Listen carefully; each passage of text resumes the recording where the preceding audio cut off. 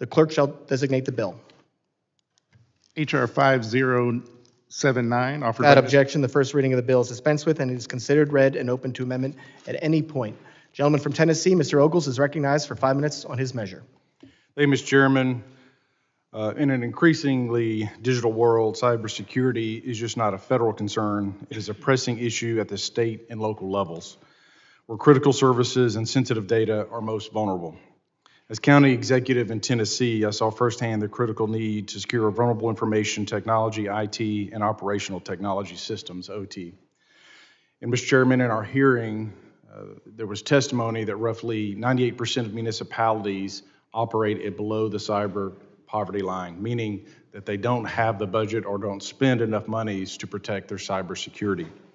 Our state and local governments not only need to guard against cyber criminals, but against nation-state actors who will target our critical networks, especially in small and rural communities. That's why I'm proud to introduce the Pillar Act, which reauthorizes the state and local cybersecurity grant program at DHS. This program provides federal resources to our frontline entities responsible for protecting essential public services. It also gives our local governments the certainty that they need to plan ahead. State and local governments handle everything from residents' personal data to the controls of our power, water, and emergency services. Many, especially smaller or rural communities, lack the staff and technology to defend against cyber attacks, making them prime targets for ransomware and data breaches and service-disrupting attacks. My county and others in Tennessee face attacks by cyber criminals. In some counties, the effects were costly. Other communities, such as St. Paul, Minnesota, and state of Nevada, have experienced worse: the paralysis of emergency response systems, the compromise of public records, and millions in recovery costs. Many local governments have a long way to go to be prepared for coordinated attacks by adversaries like the Chinese Communist Party. President Trump's March executive order entitled Achieving Efficiency Through State and Local Preparedness underscored the importance of the federal government empowering our communities to better prepare for cyber attacks. The Pillar Act gives them the initial resources they need. The Pillar Act authorizes the cyber grant for 10 years, stabilizes the cost share at 60% for single entities or 70% for multi-entity groups, incentivizes implementation of multi-factor authentication across state and local critical infrastructure, highlights the importance of securing systems that include OT and artificial intelligence, encourages direct outreach not only to rural communities, but to other small communities that may lack resources. It requires states to take responsibility for the funding of these protections long term. I usually want Washington to do less, but it must be ours to not leave our local communities and governments exposed. The question is whether we help state and local authorities prepare now or wait until catastrophic forces, heavier-handed federal action is required in the future. Supporting the Pillar Act is a matter of national security and investment in the safety of our essential services and digital infrastructure. As threats evolve, we cannot afford to leave any local government unprepared.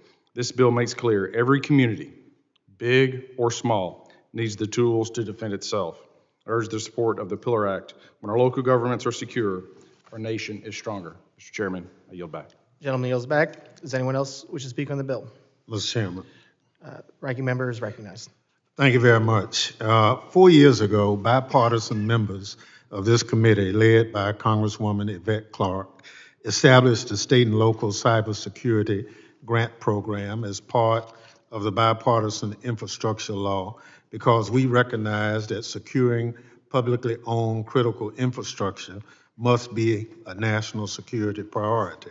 The federal government could not leave state and local governments to fend for themselves against sophisticated state actors or transnational criminal gangs who are launching ransomware attacks that devastated state and local budgets and interrupted vital government services.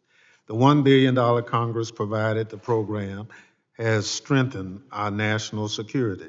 Testimony before the Cybersecurity Subcommittee earlier this year demonstrated how the funding has resulted in tangible examples of cyber attacks prevented by the grants. State and local stakeholders and the private sector have consistently praised the program for its security impacts and highlighted how its governance provisions have facilitated strategic collaboration between state and local governments.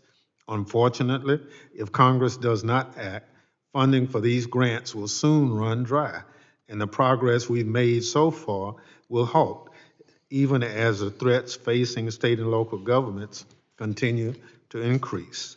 With China pre-positioning on critical infrastructure networks in advance of a potential conflict, we must act now to secure publicly owned critical infrastructure. State and local governments own and operate utilities, hospital, transportation networks, and other critical infrastructure that are vulnerable to disruptive attacks. Reauthorizing the state and local cybersecurity grant program will help us better defend our homeland from these threats.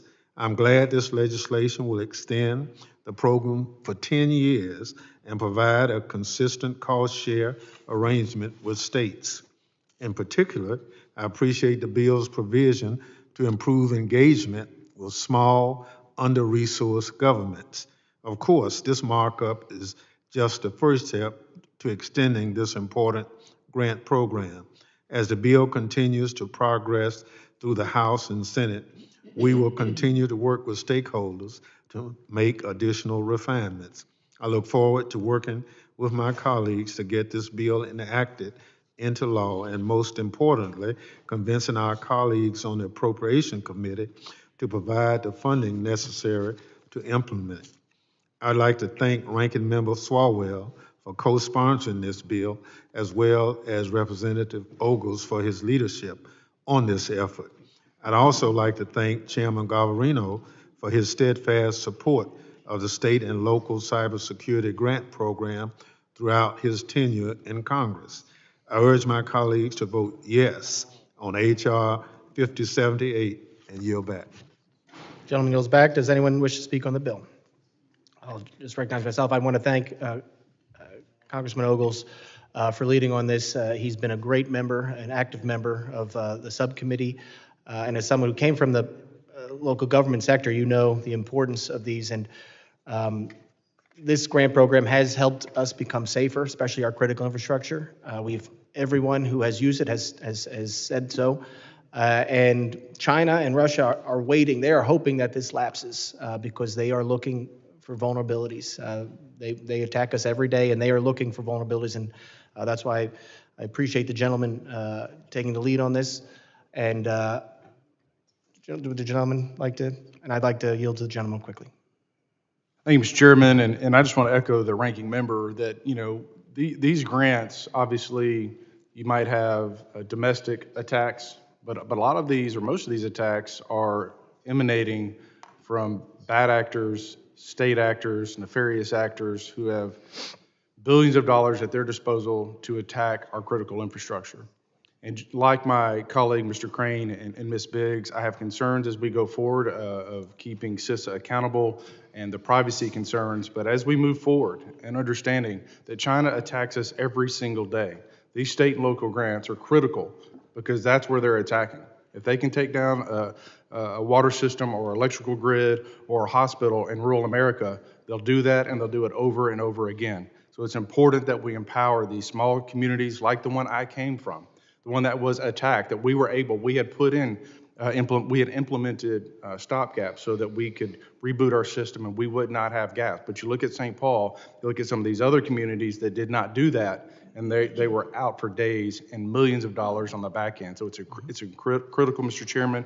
Again, I thank everyone who was involved in this, but as someone who's lived it, who prepared for it, and it worked, I think we've got to move this forward. I yield back. Gentleman yields back. I yield back. Are there any amendments to the bill? Hearing none, the question is on reporting Bill H.R. 5078 to the House with a favorable recommendation. All those in favor say aye. Aye. All those opposed say no. Opinion of the chair, the ayes have it, and the motion is agreed to. Clerk will call the roll. Mr. McCall. Mr. McCall votes aye. Mr. Guest. Mr. Guest votes aye. Mr. Jimenez. Mr. Jimenez votes aye. Mr. Pfluger. Mr. Pfluger votes aye. Ms. Green. Mr. Gonzalez. Mr. Gonzalez votes aye. Mr. Luttrell. Mr. Luttrell votes aye. Mr. Strong. Mr. Burkeen. Mr. Burkeen votes no. Mr. Crane. Mr. Crane votes aye. Mr. Ogles. Mr. Ogles votes aye. Mrs. Biggs. Mrs. Biggs votes aye. Mr. Evans. Mr. Evans votes aye. Mr. McKenzie. Mr. McKenzie votes aye. Mr. Knott. Ranking Member Thompson. Ranking Member Thompson votes aye. Mr. Swalwell. Mr. Correa. Mr. Tanadar. Mr. Tanadar votes aye. Mr. Magaziner. Mr. Goldman. Mr. Goldman votes aye. Mrs. Ramirez. Mrs. Ramirez votes aye. Mr. Kennedy. Aye. Mr. Kennedy votes aye. Mrs. McIver. Aye. Mrs. McIver votes aye. Ms. Johnson. Ms. Johnson votes aye. Mr. Hernandez. Mr. Hernandez votes aye. Ms. Poe. Mr. Carter. Mr. Carter votes aye. Mr. Green. How's the chair recorded? The chair has not been recorded. I vote aye. Chairman Garbarino votes aye. Are there other members who wish to have their votes recorded? Clerk will report the tally. Mr. Chairman, on that vote, there were 21 ayes and 1 no. The ayes have it. Motion is agreed to. Without objection, the motion to reconsider is laid on the table.